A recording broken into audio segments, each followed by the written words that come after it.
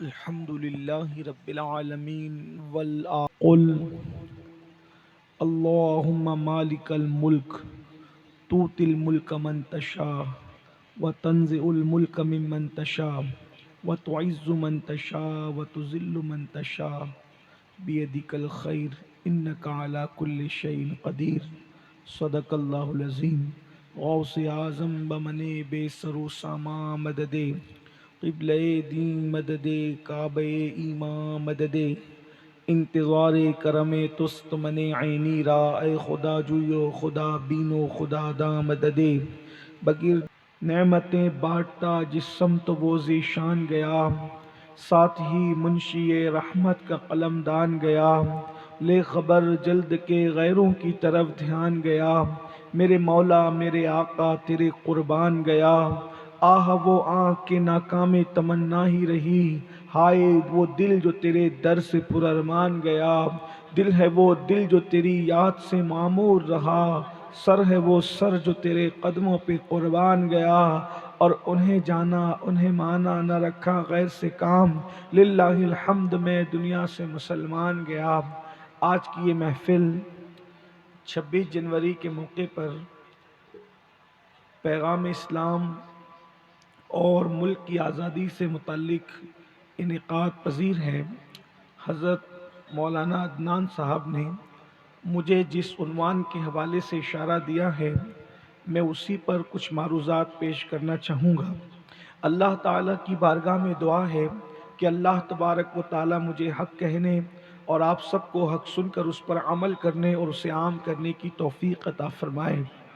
ملک ہندوستان میں ہم رہتے ہیں الحمدللہ، اور ملک ہندوستان میں رہنا یہ ہماری پسند ہے.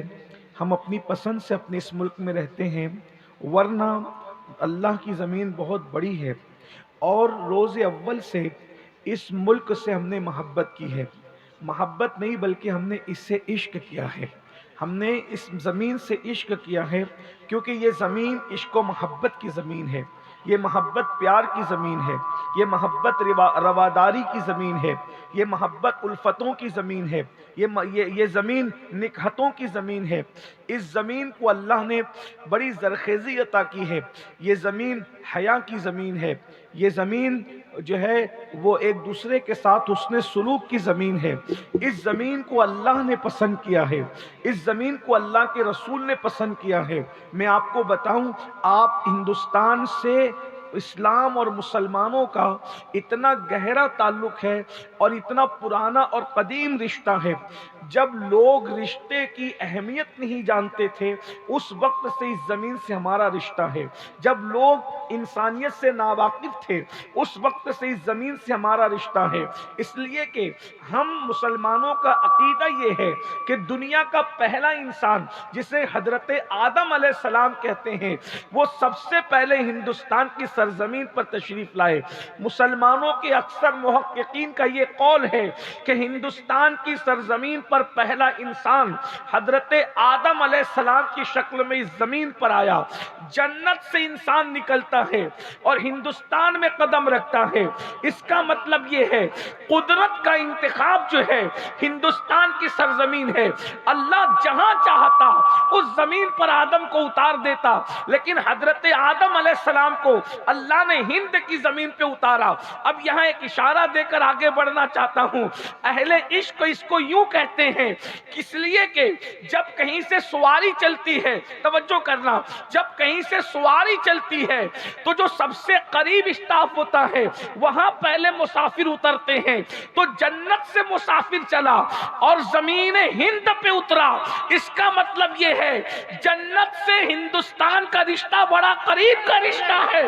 اللہ کے رسول صلی اللہ علیہ وآلہ وسلم نے ارشاد فرمایا اس لیے کہ جنت میں ہر نمازی جائے یہ ضروری نہیں ہے، جنت میں ہر روزے دار جائے یہ ضروری نہیں ہے، جنت میں ہر حاجی جائے یہ ضروری نہیں ہے، جنت میں ہر عالم جائے یہ ضروری نہیں ہے، جنت میں ہر مفتی جائے یہ ضروری نہیں ہے، مگر جنت میں ہر عاشق رسول جائے گا یہ ضروری ہے. اور حضور فرماتے ہیں ہند سے مجھے اپنے عاشقوں کی خوشبو آتی ہے.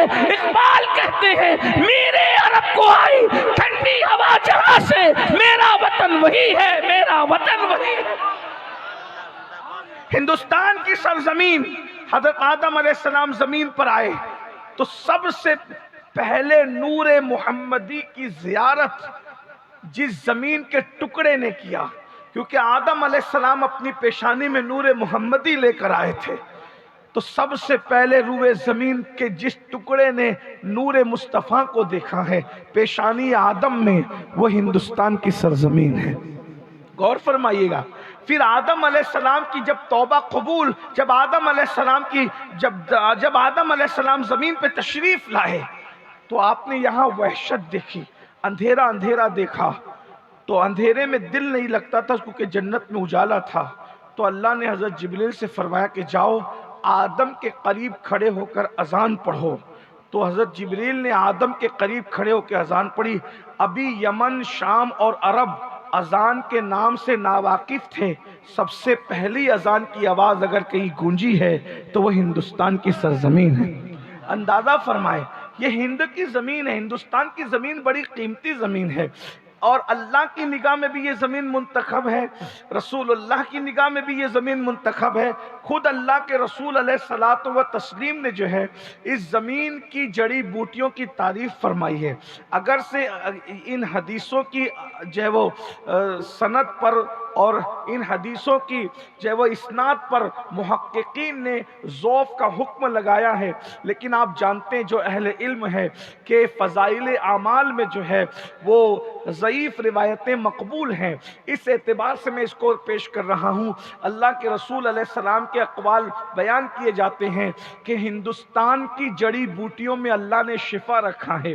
کسی مقام پر ہندوستان کے عود کی تعریف کی گئی، کسی مقام پر ہندوستان کی جڑی بوٹیوں کی تعریف کی گئی، کسی مقام پر ہندوستان کی تلواروں کی تعریف کی گئی، بلکہ صحابہ کرام نے کسی نے کہا اللہ کے رسول کا چہرہ ایسا دکھتا ہے جیسے ہندوستان کی تلواریں چمکتی ہے، تو حضور علیہ السلام نے اصلاح فرمائی کہ یا کسی نے اصلاح کی کہ یوں نہ کہو کہ ہندوستان کی تلوار کی طرح، بلکہ یوں کہو کہ چاند کی طرح چہرہ چمکتا ہے، اس لیے کہ تلوار میں لمبوترا پن ہوتا ہے اور چاند کے اندر گولائی ہوتی ہے۔ اندازہ فرمائیں تو ہند اول دن سے نگاہ رسول میں بھی ہے، نگاہ خدا میں بھی ہے، اسی لیے 12 سے زیادہ صحابہ کرام کے مزارات ہندوستان کی سرزمین پر موجود ہے، اور انبیاء کرام کے مزارات بھی ہندوستان کی سرزمین پہ موجود ہے۔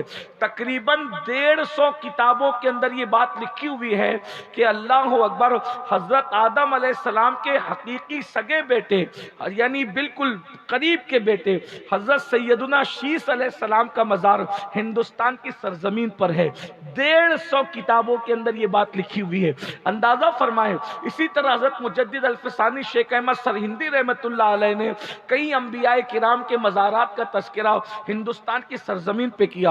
اصحاب رسول یہاں موجود ہے، انبیاء کرام یہاں موجود ہے، اور پھر اللہ کے رسول علیہ الصلوۃ والتسلیم نے ہندوستان کے بارے میں جو گفتگو فرمائی ہے، میں سمجھتا ہوں یہ ہندوستان کا ترہ امتیاز ہے۔ اسی لیے صحابہ کرام کا یہاں آنا جانا لگا رہا، جو رک گئے وہ رک گئے، آنے جانے والے تو بے شمار ہیں۔ حضرت سیدنا تمیم داری انصاری رضی اللہ تعالیٰ عنہ کا مزار چنئی کی سرزمین پر موجود ہے، اسی طریقے سے حضرت عبداللہ شاہ چنگال رحمۃ اللہ علیہ کا مزار جو ہے وہ ایم پی کی سرزمین پر موجود ہے۔ گجرات میں بھی کئی اصحاب رسول کے مزارات موجود ہیں، تو یہ ہندوستان کی سرزمین جو ہے، آپ کو پتہ ہونا چاہیے جب اللہ کے رسول بیت المقدس کی طرف رک کر کے نماز پڑھتے تھے تب ہندوستان میں اسلام آ چکا تھا۔ ہندوستان میں اسلام لانے والا محمد بن قاسم نہیں ہے، وہ بعد میں آیا ہے۔ ہندوستان میں اسلام صحابہ کرام لے کر آئے تھے، اور اس وقت لے کر کے آئے تھے جب ابھی کعبۃ اللہ کی طرف رک کر کے نماز نہیں پڑھی جا رہی تھی، بلکہ بیت المقدس کی طرف نماز پڑھی جا رہی تھی، اور بیت المقدس کی طرف رک کر کے اللہ کے رسول علیہ السلام نے ہجرت کے بعد کم و بیش 17 مہینے تک نماز پڑھی۔ اس کا مطلب یہ ہے کہ ابھی مدینہ منورہ جانے میں 2 سال نہیں ہوئے تھے کہ ہندوستان کی سرزمین پر اسلام آ چکا تھا۔ اس سے پتا چلا کہ اسلام اور مسلمانوں کا تعلق ہندوستان سے بڑا قدیم رہا ہے۔ یہ بات میں اس لیے عرض کرنا چاہتا ہوں کہ اب آگے مجھے جو بات کرنی ہے وہ یہ ہے، پھر ہندوستان میں مسلمان آئے، مسلمان ہندوستان کو لوٹنے کے لیے نہیں آئے، ہندوستان کو مسلمان سونے کی چڑیا بنانے کے لیے آئے۔ مسلمانوں نے ہندوستان کو سجایا ہے، مسلمانوں نے ہندوستان کو سنوارا ہے۔ اگر یقین نہیں آتا، میں کوئی فرقہ واریت کی بات کرنے نہیں آیا، بلکہ میں آپ کو اپنی تاریخ بتانے کے لیے آیا ہوں۔ مسلمانوں، تم اپنی تاریخ بھول چکے ہو۔ تاج محل کے ذریعے سے، لال قلعہ کے ذریعے سے، بھول بھلیاں کے ذریعے سے، خوبصورت عمارتوں کے ذریعے سے ہندوستان کو مسلمانوں نے سجایا اور ہندوستان سونے کی چڑیا کہلایا۔ کم و بیش 700 سال سے زیادہ اس ملک پر مسلمانوں نے حکومت کی، اللہ اکبر، اور اس ملک کو اتنا مضبوط کیا۔ آپ کو پتا ہوگا انگریزوں کے ہندوستان آنے سے پہلے، انگریزوں کے ہندوستان آنے سے پہلے ایک ایک مسلمان تاجر کے گھر کلکتہ کی سرزمین پر اتنی دولت ہوا کرتی تھی کہ اتنی دولت برطانیہ کے شاہی خزانے میں نہیں ہوتی تھی۔ اندازہ فرمائیں، میں آپ کو اپنی تاریخ بتا رہا ہوں، آپ نے عنوان دیا ہے، اس بنیاد پر میں آپ کے سامنے تاریخ پیش کر رہا ہوں۔ بہت توجہ سے سنیں، میں سمجھتا ہوں کہ شاید یہ باتیں سننے کی ہماری قوم عادی نہیں ہے، آپ کو نعرہ بازی سے زیادہ شوق ہے، لیکن آپ نے عنوان دیا ہے تو آج سن ہی لیجئے، انشاءاللہ پھر کبھی دوسری گفتگو کریں گے آپ کے ذوق کی۔ آج عنوان سے متعلق سن لیں، اس لیے کہ میری کوشش یہ ہوتی ہے کہ آپ جو عنوان دیتے ہیں میں اس پہ گفتگو کرنے کی کوشش کرتا ہوں، اگرچہ میں اتنا باصلاحیت نہیں ہوں، لیکن بہرحال بہت دھیان سے سنیے گا، آپ کو یہ گفتگو کام آئے گی۔ ہندوستان کو سجایا، سنوارا، ہندوستان کو بسایا، ہندوستان کو مضبوط کیا، اور اس کے بعد یہ ملک کو سونے کی چڑیا کہلایا۔ آپ تاریخ جھانک کر دیکھیں، جنہوں نے سونے کی چڑیا بنایا تھا وہ اتنے مالدار تھے، کلکتہ کے ایک ایک مسلم تاجر کے خزانے میں اتنا مال تھا کہ برطانیہ کے شاہی خزانے میں اتنا مال نہیں تھا۔ انگریزوں کی نگاہ ہندوستان پر پڑتی ہے، اور ہندوستان پر پڑنے کے بعد جو ہے پھر وہ دھیرے دھیرے ہندوستان کے اندر ایسٹ انڈیا کمپنی کے ذریعے سے اپنے پنجے گاڑنے لگتے ہیں، اور پھر نتیجہ یہ ہوتا ہے کہ دھیرے دھیرے پورے ملک پر وہ قبضہ کر لیتے ہیں۔ آپ کو میں بتاؤں، ہندوستان کی سرزمین پر انگریزوں نے پہلی مرتبہ کہا تھا کہ آج سے ہندوستان ہمارا ہے۔ یہ بات یاد رکھنا جوانوں، اچھی طرح یاد رکھنا، یہ لفظ، یہ محرہ، بلکہ یہ عبارت، یہ فقرہ انہوں نے کب کہا تھا کہ آج سے ہندوستان ہمارا ہے؟ یہ اپنی خوبصورت تاریخ ہے، اللہ اکبر۔ جب تک ٹیپو سلطان فتح علی زندہ رہے اس وقت تک کہ ہندوستان کو ہمارا کہنے کی انگریزوں میں ہمت نہیں ہوئی۔ جس دن ٹیپو سلطان فتح علی کی شہادت ہوئی ہے اس دن انگریزوں نے کہا تھا جب ٹیپو شہید ہو گیا ہے تو آج سے ہندوستان ہمارا ہے۔ اس کا مطلب یہ ہے کہ قبضے میں بھی تم ہی رکاوٹ تھے، قبضے میں بھی تم رکاوٹ بنے ہوئے تھے، اللہ اکبر۔ اور یاد رکھنا مسلمانوں، تمہارے اندر اللہ نے اتنے بہادر اور جری لوگوں کو پیدا کیا تھا کہ انگریز ان سے آنکھ ملانے کی ہمت نہیں کرتے تھے۔ اور یہ بھی اپنی تاریخ ہے کہ ٹیپو سلطان جس دن شہید ہوئے تھے اس دن ان کے گلے میں جو موتیوں کا ہار تھا اس زمانے میں اس کی قیمت 5 لاکھ کی تھی۔ یعنی مسلمان کتنا مالدار تھا۔ یہ میں کوئی ہوائی فائرنگ نہیں، آپ تاریخ سے چیک کریں۔ اب تو علم انٹرنیٹ پر آ چکا ہے، اب تو علم انٹرنیٹ پر آ چکا ہے۔ 5 لاکھ کا ہار ٹیپو سلطان شہید اس وقت ان کے گلے میں تھا۔ یہ مسلمانوں کی معاشی پوزیشن تھی، اتنے مالدار تھے مسلمان۔ پھر دھیرے دھیرے ایسٹ انڈیا کمپنی کے ذریعے سے انہوں نے پورے ملک پہ اپنے پنجے گاڑے اور یہ پورا ملک انگریزوں کے حوالے ہو گیا۔ دنیا کے جو دوسرے مذہب کے لوگ ہیں ان میں بھی بہت سارے لوگوں کو یہ تکلیف تھی کہ بھئی انگریز کیوں؟ اس لیے کہ انگریز مذہبی منافرت پھیلاتے تھے اور جو ہے روحانی اذیت پہنچاتے تھے، قلبی اذیت پہنچاتے تھے۔ مسلمانوں کو جو ہے وہ سور کے ذریعے سے قلبی اذیت پہنچاتے تھے، اور دوسرے مذہب والوں کو گائے کی چربی کے ذریعے سے اذیت پہنچاتے تھے، تو دوسرے مذہب کے لوگ بھی اذیت میں تھے کہ بھئی یہ کیا ہو رہا ہے، لیکن زیادہ تکلیف مسلمانوں کو تھی۔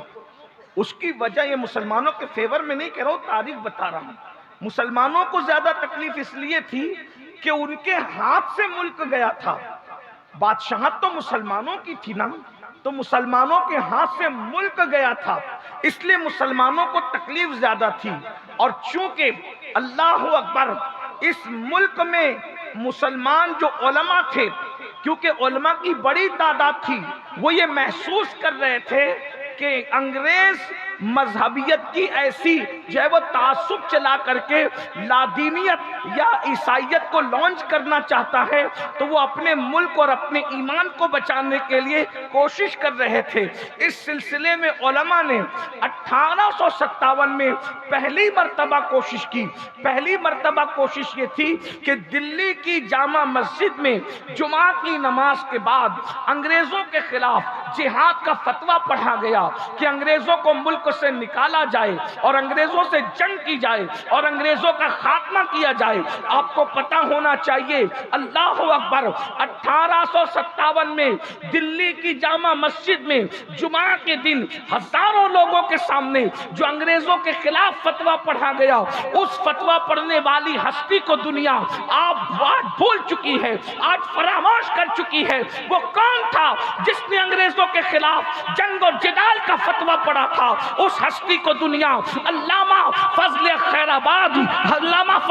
آبادی کے نام سے جانتی اور پہچانتی ہے۔ آپ جانتے ہیں اس کے بعد ادھر علامہ فضل خیر آبادی نے دلی کے اندر مورچہ سنبھالا، ادھر مفتی صدر الدین آزردہ، ادھر مولانا کفایت علی کافی مراد آبادی، ادھر مولانا فیض احمد عثمانی بدایونی۔ اس طریقے سے ہمارے علماء، اللہ اکبر، ہمیں 1947 میں جو ہیرو تھے وہ یاد ہے، لیکن 1857 میں جنہوں نے پہلی اینٹ رکھی تھی، پہلی اینٹ آزادی کی، ہم اس کو بھول چکے ہیں۔ آج ہمیں انہیں یاد کرنا ہوگا۔ ایک آزادی کا معاملہ بالکل جب تک 1857 کو ڈسکس نہیں کرو گے، ہندوستان کی آزادی کی داستان پوری نہیں ہو سکتی۔ بالکل اسی طرح سے ایک کسان تھا، کسان نے کھیت کو صاف کیا، صاف کرنے کے بعد ہل چلایا، ہل چلانے کے بعد بیج ڈالا، بیج ڈالنے کے بعد حادثے میں اس کا انتقال ہو گیا۔ انتقال کے بعد اس کے بچے کو کسی نے کہا کھیت میں پانی دو، بس کھیت میں پانی دیا، چند مہینوں کے بعد فصل لہلہانے لگی، تو بچہ کہنے لگا ارے ابا اتنی محنت کر کے گئے، کچھ نہیں ہوا، ہم نے صرف پانی ڈالا اور فصل آ گئی۔ تو کسی مفکر نے کہا بچو، پانی سے فصل نہیں آتی، اگر تیرا باپ بیج ڈالنا ڈالتا تو یہ پانی کبھی فصل نہ لاتا۔ بالکل ہندوستان کی آزادی کے دو ادوار ہیں، ایک وہ تحریک جو آزادی کے قریب چلی ہے، جس کو سب یاد رکھتے ہیں کہ آزاد کرایا، لیکن 1857 کو کیسے بھول سکتے ہو؟ پہلی اینٹ تو آزادی کی اس وقت رکھی گئی جس کو انگریز غدر کا نام دیتا ہے، جس کو انگریز دھوکے کا نام دیتا ہے، اور ہم اس کو انقلاب کا نام دیتے ہیں۔ یہ بہت بڑی قربانی تھی مسلمانوں کی، لاکھوں علماء یہ تمہاری قربانی ہے۔ دوسرے مذہب کے لوگوں نے بھی کام کیا، لیکن چونکہ میرا عنوان مسلمانوں کی قربانی ہے، اس لیے میں مسلمانوں کا ذکر کر رہا ہوں۔ میرے بھائیوں، اس ملک کو آزاد کرانے میں تمہارے علماء کی کتنی بڑی قربانی تھی۔ دلی سے لے کے لاہور تک جتنے درخت تھے، ہر درخت پہ عالم لٹکا ہوا تھا پھانسی پر۔ کتنی بڑی تعداد میں علماء نے جام شہادت نوش کیا ہے، اور اللہ اکبر، جو پبلک ہے اس کی تعداد تو لاکھوں میں ہے۔ اور کس طرح اذیت دی گئی، آج یہ اس اذیت کو ذرا سنیے تاکہ آپ کو پتا چلے۔ ہماری قوم تو اب اپنی تاریخ بھی نہیں پڑھنا چاہتی، رسول اللہ کی سیرت بھی نہیں پڑھنا چاہتی، اپنے بزرگوں کی زندگی بھی نہیں پڑھنا چاہتی۔ انٹرنیٹ صرف سیریل فلمیں اسی میں مست ہیں، دوسروں سے اپنی تاریخ سنتے کر کے گمراہ ہو رہے ہو، کبھی ہم سے بھی سنو، اپنے بزرگوں سے سنو، اپنے علماء سے سنو، اپنے طلبہ سے سنو، دوسروں سے کہا تم نے، اوروں سے کہا تم نے، اوروں سے سنا تم نے، کچھ ہم سے بھی کہا ہوتا، کچھ ہم سے بھی سنا ہوتا۔ اپنی تاریخ اپنوں سے سنو، توجہ سے سنو میرے بھائیوں، اللہ اکبر۔ 1857 کے انقلاب کے بعد جب دھوکہ ہوا اور مسلمانوں کو شکست ہوئی تو انگریزوں نے اس کا بدلہ کس طریقے سے لیا؟ اس طریقے سے بدلہ لیا کہ سور ذبح کیا جاتا اور سور ذبح کر کے پورے کمروں کے اس کو لیپ دیا جاتا، پورے کمرے میں اس کا خون پھیلا دیا جاتا اور مسلمانوں کو کہا جاتا زبان سے چاٹ چاٹ کر اس کے خون کو صاف کرو ورنہ تمہیں قتل کر دیا جائے گا۔ اللہ اکبر۔ اندازہ فرمائیں کیا کسی مسلمان کو جب زبان سے وہ خون چاٹنا پڑتا ہوگا تو اس کی روحانی اذیت کا عالم کیا ہوتا ہوگا، اس کی قلبی اذیت کا عالم کیا ہوتا ہوگا۔ اس کے بعد اس کو سور کے چمڑے میں لپیٹ کر کے سزا دی جاتی تھی۔ یہ مسلمانوں نے تکلیفیں اٹھائی ہیں، جائیدادیں ضبط کی جاتی تھی، کھیتیاں ہڑپ کر لی جاتی تھی، منصب چھین لیے جاتے تھے۔ آپ کو پتہ ہے علامہ فضل خیر آبادی رحمت اللہ تعالی علیہ کو انڈمان کی سرزمین پر کالا پانی کی سزا بھگتنے کے لیے بھیج دیا گیا۔ اللہ اکبر۔ بہادر شاہ ظفر یہ مغل خاندان کا آخری غیور چشم چراغ، اللہ اکبر۔ یہ بہادر شاہ ظفر کون ہے پتہ ہے؟ کوئی معمولی آدمی نہیں ہے، یہ اتنا پڑھا لکھا تھا کہ علامہ فضل خیر آبادی کے ساتھ بیٹھنے والا آدمی تھا، غالب کے ساتھ بیٹھنے والا آدمی تھا، مفتی صدرالدین آزردہ کے ساتھ بیٹھنے والا آدمی تھا۔ آج کل تو لوگوں کے پاس دولت آتی ہے تو ان کو عیاشیاں سوچتی ہے، ان کو جو ہے وہ معاذ اللہ گناہ سوچتے ہیں، گناہوں کے اڈے سوچتے ہیں، لیکن اللہ اللہ مغل خاندان کا آخری چشم چراغ ہم جسے کہتے ہیں حضرت بہادر شاہ ظفر اتنا پڑھا لکھا آدمی تھا کہ فضل خیر آبادی کی شاعری اور قلم میں اور بہادر شاہ کے قلم میں آپ کو فرق نظر نہیں آتا۔ میں بتاؤں آپ کو، اللہ اکبر، اگر غالب کی شاعری کو دیکھیں اور بہادر شاہ ظفر کی شاعری کو دیکھیں فرق نظر نہیں آتا، لیکن فکر کیا ہے؟ آج مالداروں کو کسی کے خوبصورت گالوں سے پیار ہے، کسی کی زلفوں سے پیار ہے، کسی کے بدن سے پیار ہے، کسی کے رخسار سے پیار ہے۔ آؤ ہندوستان کے غیر منقسم ہندوستان کے بادشاہ کی فکر دیکھو۔ ایک کلام میں ان کا پیش کرتا ہوں، آپ کو اندازہ ہوگا، شعراء یہاں موجود ہیں، محظوظ ہوں گے۔ اس نے کہا تھا اور اس پہ یقین کتنا ہے، علمی پختگی کتنی ہے، تخیلات کی بلندی کتنی ہے۔ بہادر شاہ ظفر کہتے ہیں اللہ اکبر، آندھیاں غم کی چلے گی، آندھیاں غم کی چلیں گی تو سنور جاؤں گا۔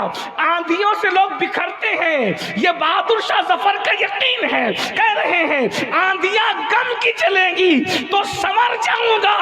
تیری زلفیں نہیں ہوں کہ میں بکھر جاؤں گا، تیری زلفیں نہیں ہوں کہ بکھر جاؤں گا۔ مجھ کو پھانسی پہ چڑھانے کی ضرورت کیا ہے؟